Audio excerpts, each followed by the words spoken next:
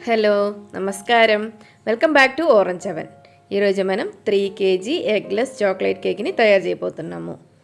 చాలా సాఫ్ట్గా ఉండే టేస్టీగా ఉండే చాక్లెట్ కేక్ని ఎగ్ లేకుండా ఎలా చేయాలో చూద్దాం.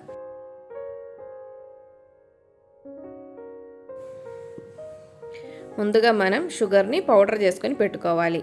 2.5 కప్పు షుగర్ని తీసుకొని పౌడర్ చేసి పెట్టుకున్నాను. అలాగే 3/4 కప్పు అన్సాల్టెడ్ బటర్ కావాలి. నేను హోమ్మేడ్ బటర్ తీసుకున్నాను.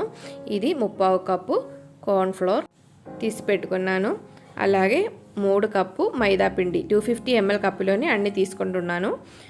3 కప్పుల మైదాపిండి తీసి పక్కన పెట్టుకున్నాను. అర కప్పు దాకా చాక్లెట్ పౌడర్ కావాలి. అలాగే 1/2 టీ స్పూన్ సాల్ట్ కావాలి. 4 teaspoon baking powder, 3/4 teaspoon దాకా బేకింగ్ సోడా, అలాగే వానిలా ఎసెన్స్, ఇది 3 టీ స్పూన్ దాకా వినెగర్, ఇది 1.5 కప్పు మిల్క్ పౌడర్. ఇవి కాకుండా గోరువెచ్చగా ఉండే మిల్క్ 3/4 లీటర్ దాకా కావాలి. అది కూడా రెడీ చేసి పక్కన పెట్టిన తర్వాత మన షుగర్ని బటర్ని మిక్స్ చేసుకోవాలి. బటర్ తీసుకునేటప్పుడు అన్సాల్టెడ్ బటరే తీసుకోవాలి. సాల్ట్గా ఉండే కేక్ బాగుండదు. ఇవి మంచిగా మిక్స్ అయిన తర్వాత మిగిలిన ఇంగ్రీడియంట్స్ కొంచెం కొంచెం యాడ్ చేసుకోవాలి. ఒక జల్లెడ తీసుకొని దానిలోకి మన బేకింగ్ పౌడర్ అని బేకింగ్ సోడా అలాగే కోకో పౌడర్ యాడ్ చేసుకొని ఒకసారి జల్లించుకొని తీసుకుంటే లంప్స్ ఏం లేకుండా మంచిగా మిక్స్ అవుతుంది.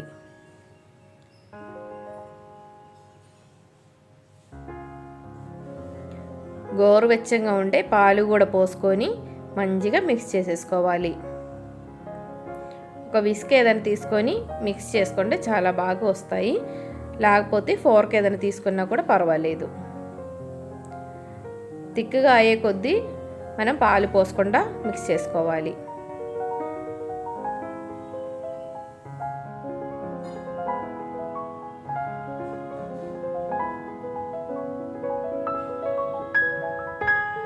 అలాగే 1/2 టీ స్పూన్ సాల్ట్ కూడా వేసుకోవాలి. ఇది 1.5 కప్పు దాకా మిల్క్ పౌడర్, అది కూడా వేసి మంచిగా మిక్స్ చేసుకోవాలి. మనం ఎగ్ ఏం వేయట్లేదు కాబట్టి టేస్ట్ రావడానికి కంపల్సరీగా మిల్క్ పౌడర్ వేసుకోవాలి. ఇది కూడా మంచిగా మిక్స్ అయిన తర్వాత కార్న్ఫ్లోర్ని వేసుకోవాలి. కార్న్ఫ్లోర్ 3/4 కప్పు దాకా వేసుకొని మిక్స్ చేసుకోవాలి.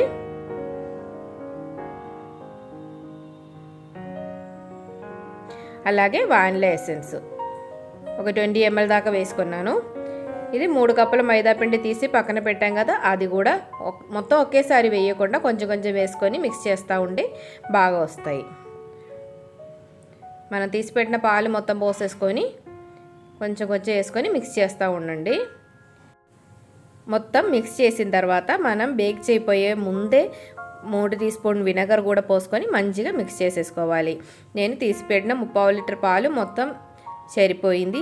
చాలా పర్ఫెక్ట్గా ఉండే కేక్ బ్యాటర్ కూడా రెడీ అయిపోయింది. వినెగర్ వేయడం వల్ల చాలా సాఫ్ట్గా ఉండే కేక్ తయారవుతుంది.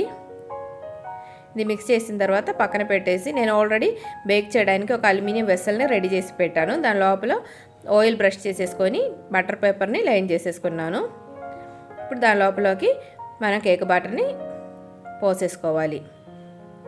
మంచిగా టాప్ చేసేసుకోవాలి. టాప్ చేసిన తర్వాత ఒక ఓల్డ్ దోశ పాన్ని స్టవ్ మీద పెట్టేసేసుకొని దాని మీద మన కేక్ వెసల్ని పెట్టేస్తున్నాను. మంచిగా గట్టిగా ఉండే మూత పెట్టుకొని ఒక 45 to 50 మినిట్స్ దాకా బేక్ చేసేసుకోవాలి.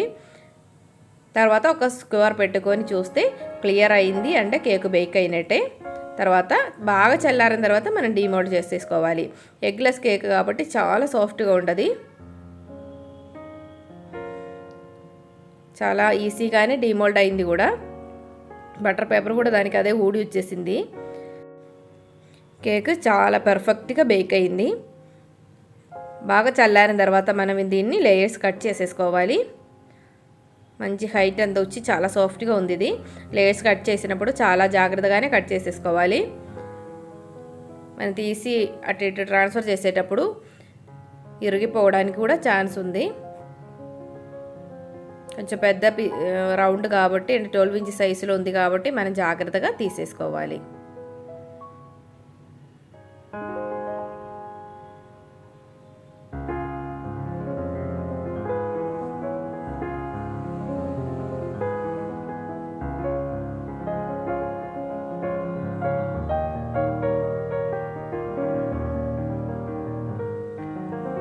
3 కేజీ కేక్కి 3.5 కప్పు దాకా విప్పింగ్ క్రీమ్ కావాలి. మొత్తం ఒకేసారి విప్ చేయకుండా 2 సార్లుగా విప్ చేసుకుంటున్నాను.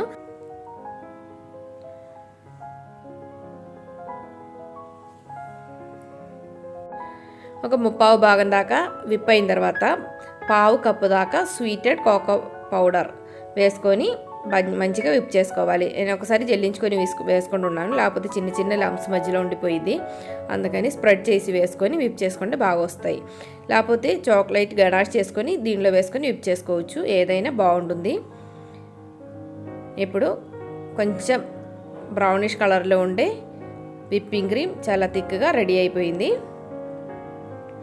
దీనితో మనం కేక్ని ఫ్రోస్టింగ్ చేయబోతున్నాము.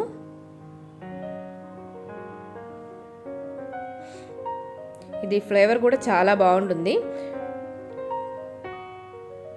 ఒక కేక్ బోర్డు మీదకి కొంచెం విప్పింగ్ క్రీమ్ ఇలా రాసేసుకొని దాని మీద కేక్ ప్లేస్ చేసామంటే కేక్ ఎక్కడికి కదలకుండా చాలా నీట్గా పర్ఫెక్ట్గా ఉండదు. ఇప్పుడు షుగర్ సిరప్తో బాగా వెట్ చేసేసుకోవాలి.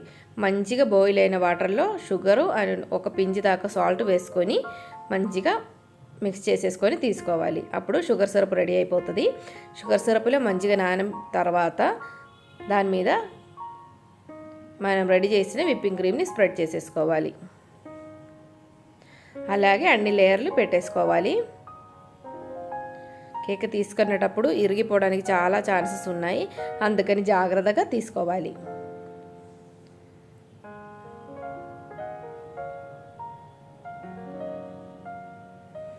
అలాగే అన్ని లేయర్లు సెట్ చేసేసుకోవాలి.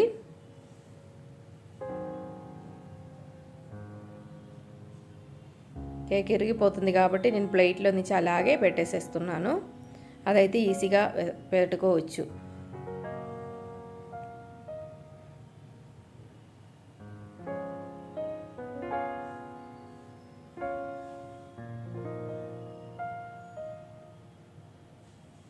చాలా సింపుల్గా కేక్ని డెకరేట్ చేసుకోవచ్చు. ఇలాగా స్టార్ నోసులతో ఫ్లవర్స్ పెట్టుకొని చెర్రీస్ పెట్టుకోవచ్చు. అలాగే మధ్యలో చాక్లెట్ గనాష్ కూడా వేసుకోవచ్చు. 1 కప్పు చాక్లెట్లో 1/2 కప్పు దాకా విప్పింగ్ క్రీమ్ వేసుకొని డబుల్ బాయిల్ చేసుకొని మిక్స్ చేసేసుకొని దీని మీద పోసేసుకోవాలి. కొంచెం ఎక్కువ పోయకుండా కొంచెం పోసుకొని స్ప్రెడ్ చేసుకుంటే సైడ్లో కూడా డ్రిప్పింగ్ కూడా పెట్టుకోవచ్చు. అప్పుడు కేక్ అందంగా తయారవుతుంది. చాలా సింపుల్ కేక్ డిజైన్ చేసేసుకున్నాను. కేక్ డిజైన్ అనేది మన ఇష్టానికి మన ఐడియాస్ బట్టి చేసుకుంటే చాలా బాగుంటాయి. అలాగే మన ఇంట్లోనే బర్త్డే కేకులు చాలా ఈజీగా చేసుకోవచ్చు. మనం చాలా రకాల కేకులు ఆల్రెడీ చేసి అప్లోడ్ చేసి ఉన్నాము. ఇప్పుడు ఎగ్లెస్ బర్త్డే కేక్ కూడా చేసాము. అందరూ ఒక్కసారి ఇంట్లోనే ట్రై చేసి చూడండి, చాలా బాగా వస్తాయి కేకులు. అందరూ హెల్తీగా ఉండండి, హ్యాపీగా ఉండండి. Thanks for watching. Orange 7 continues. Bye bye.